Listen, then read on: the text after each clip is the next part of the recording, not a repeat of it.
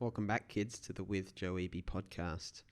We're going to keep going the theme on extrinsic and intrinsic and talk about viral insecurity, which builds very nicely on the last episode, specifically the loud and the quiet.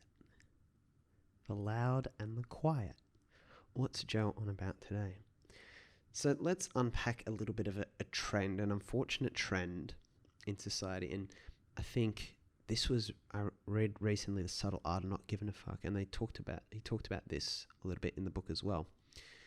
And we've got this whole self-esteem movement that came through society. And now personal development is a very broad space, but there is definitely a subsection of personal development, which is what I call kind of rarah or very woo-ha. Only onomatopoeias suffice for that, personal development. And it's basically, to run through an example, step one. So you got people for this high octane kind of pump up brand of personal development, right? You got people who come in looking for more, obviously, looking for more. And what happens with all this pumping and the chest beating and the whatever, all the crazy stuff that happens, rather than the focused and dedicated stuff, and all the hyping and everything like that, is I find that there's an exacerbation of narcissism. Okay, narcissism is the kind of unhealthy ideas in our own importance, right? Narcissism/ego. So a lot of the time this is given a boost in this rah-rah personal development, the self-esteem movement, because it's basically saying, maybe you don't feel enough right now, maybe your life is lackluster, here's why your life can be great and you can go out and accomplish and smash this and etc, etc, etc. And it's this idea of self-importance that's actually being enhanced. It's the you're special, you can do anything you want message. Now, from the outside, seems very innocent, doesn't it? I would actually argue, though, it's anything but positive, and it's actually harmful. You're not aided by improving your conceptualization of your self-importance. That is, you're not aided by looking at seeing yourself as being more important than you are now. It's probably the opposite. It's dropping the need to be important. And that's when you can get back to accepting yourself for who you are, and then as far as you work, doing the work that needs to be done. But you get this rah-rah movement. So what it is it's that I've got to have my life together. So you get a lot of people here becoming life coaches, often very young. Again, this is so funny that we scheduled this episode, and it was in the book yesterday that I was reading. And it's very attractive, and it's kind of like a drug. It's kind of like cocaine, and it's filling the empty jars, right? Which we talked about from an episode before. It's filling you on the inside. For these people who are attracted to this personal development movement, a lot of them become part of it. They become coaches themselves. They're hooked, and it's a convenient way of saying, I've got my life together. And what that does, by being the coach to more people, right? Now you're the coach to other people instead of coming to the rah-rah events. You're the rah-rah person pumping energy into people. But you, as a young life coach or personal development guru, need to have your shit together, because you're supposed to be the coach of it. You're supposed to be the master. So what you've done is guaranteed there's more eyeballs on you, and also guaranteed that you can't show weakness. When really you haven't solved the problem. You've inflated the need to feel important. You've inflated the need to feel important, which means you need to cater for more importance as judged by you and how you view yourself. Which, again, the short-term strategies get more eyeballs on me. If people are looking at me and people are taking advice from me, I'm doing well. But you haven't dealt with the problem. You've just created the need for more. Again, the leaky heavy jars. You've got a heavier jar that's leaking way too fast, so you need more and more. And who do you attract to rah-rah? You attract other people who are weak. And now, because everyone's pretending they've got their life together, you've got these people from the outside who feel even worse because they're comparing themselves to all the people that look like they have their life together. It's the ultimate iceberg effect. No one sees the darkness beneath the surface. And then you get this kind of rampant feedback, reality distortion field, absolute cyclone of all this insecurity swiveling around and around and around. And it gets worse and worse. People actually become more insecure through rarah, hype up personal development. But the problem is, the people who are content, the people who read Anthony DeMello on weekends, are quiet. So they're not visible in the public eye. They don't have as much of a drive for Instagram followers. They don't have as much of a drive to get eyeballs on them. But the problem is, the ones who are insecure, or not necessarily insecure, but hooked on extrinsic rewards like drugs, so they're not the same thing, but they're comorbid, they're loud. They're in everyone's face. And that's the example that gets set. So in other words, that's the visible role model a lot of the time.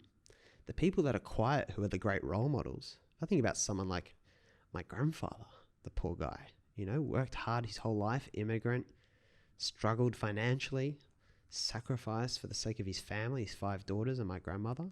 Never said a word, was just content to just garden, loved being in his garden, lived such a humble and small-noted life. But no one's heard of him. And he is a great example. Compassionate, never said a bad word about anyone, but he's quiet. But the examples a lot of us get set are the loud, but the loud are the dangerous ones. They reinforce others. There are celebrities who are big influencers who have the respect of plenty of people. But I know, I just look at them, especially the ones that are really rah-rah or are not clear in the message they're putting out and the content they put out in the world, and actually think they're probably doing more harm than good. So let's unpack that idea. It's the loud creates the need for self-importance. But when you've got eyeballs on you, you've got more attention, but you've also got more comparison. And we've talked about that a lot on the podcast, that comparison between other people. Oh, wow. So that's a problem. And I call it viral insecurity. It's kind of like a virus, kind of like COVID or something like that. It's actually contagious and it can compound. See, insecurity spreads insecurity. Because people wanting to feel full often make themselves feel full at the expense of others, outside of their awareness. They feel the need to criticize, make others feel inferior. If I put you down, it's me up. It's zero-sum game. It's subtle, it's intricate, and it's deadly. But that's the world we live in. So it's the whole grass is greener syndrome. It's like you're looking at the neighbor who has a better life than you from what you can tell when you look over the fence. Makes you feel shit about yours because theirs is so good. And they're putting it in your face. They're doing everything they can to rub it in your face. They keep upgrading things, right? It looks better and better. Really, they keep upgrading things because they're so fucking empty. Because otherwise, why would you keep updating things? Most of the time, it's fueled by emptiness. So they feel shit, but then their feeling shit helps make you feel shit. You just got 2 losers and no winners. And that, much like COVID, is a virus we all have to fight. But the problem is, the great exemplars in society, people I look up to most, no one knows. No one knows most of my heroes. Most of them aren't public figures. A lot of them, there's a lot of wise people. Socrates didn't believe in writing all his ideas because he didn't like the permanence of the written form. It was actually, I think it was Plato, but also others. I think it was principally Plato Aristotle or Plato? I think it was Plato who really wrote a lot about them. Same with Jesus didn't write. It was St. Paul influenced and I think St. Paul influenced a lot of the other followers to write their accounts in the Gospels. Jesus himself was not so much of a big distributor. He was content. His principle was when 2 or more of you are gathered in my name, I'm present. He was the small, the quiet. He wasn't loud and needed the attention. Again, because when you're secure, why do you want attention for? You're secure. And it's aloneness we talked about in a couple of episodes ago. So Wow, just seeing if I have any other notes here.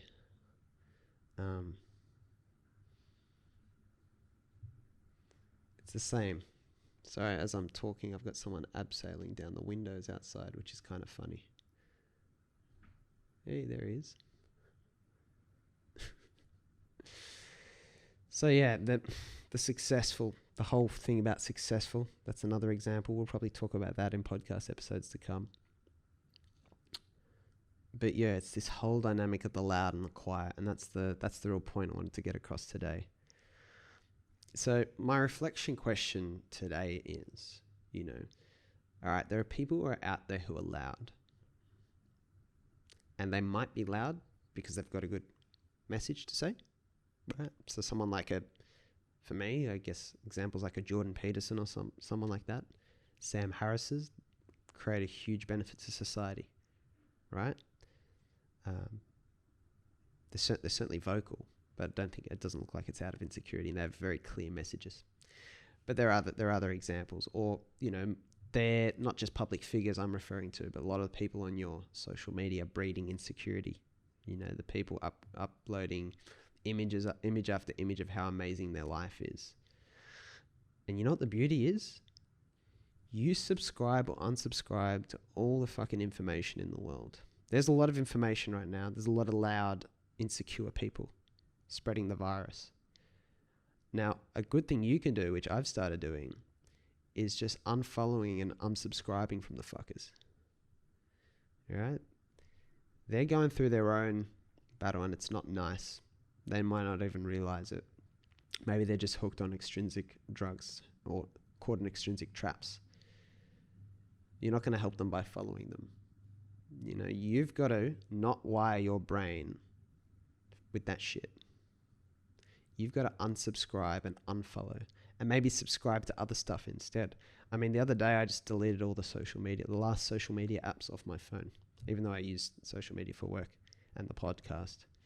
They're gone off my phone. It's amazing, because I watched this video which is like, why are you circuiting your brain and conditioning your brain to think short term, which is what social media is trying to wire your brain to do.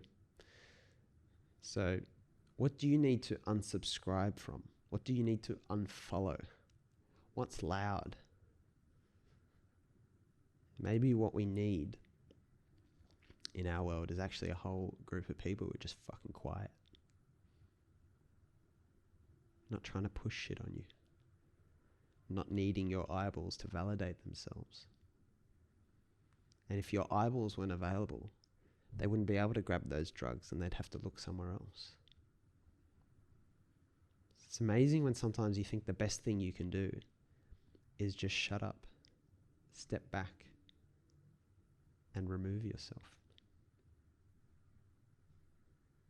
This has been another episode of the With Joe Wehbe Podcast. It's a daily episode. If you need more, you can check out the blog, www.withjoewehbe.com/blog. But above and beyond everything else, until we're back again tomorrow, please remember that the best way to open 1,000 doors for you is to concentrate on opening doors for others.